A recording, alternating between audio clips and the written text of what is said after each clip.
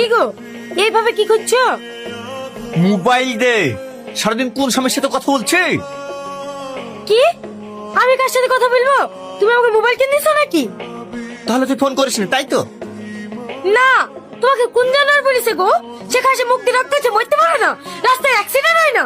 খাসিরা কোথাকার আমার জান জীবন জলে পুড়ে ছারখার করে দিল।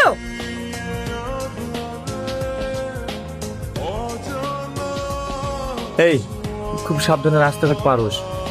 যেভাবে সাপলো। সাপলে তো কি হয়েছে? আমি তোকে সত্যি কথাই বলেছি। তাহলে অ্যাক্সিডেন্ট থেকে বেঁচে গেলি? যা বাইর যা। এটা নিয়ে বল। এটা এক্ষুনি দেখে আসনু। ভাবি আবার ফোনে কথা বলছে। আর কি মিষ্টি মিষ্টি কথা রে ভাই। কি করবো বলতো? এই কদিন ধরে আমি এত চেষ্টা করছি, তোর ফোন খুঁজে পাসনি। আমার ছেলেও বলছে ফোন করে। এবার তো বিশ্বাস কর, বাচ্চা ছেলে তো আর মিথ্যা কথা বলবে না।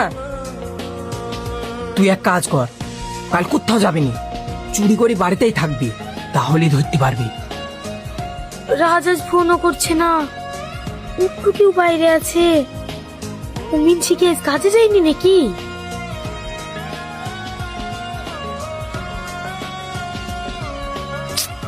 ঝাঁকাটা আবার এখানে কে রাখলো?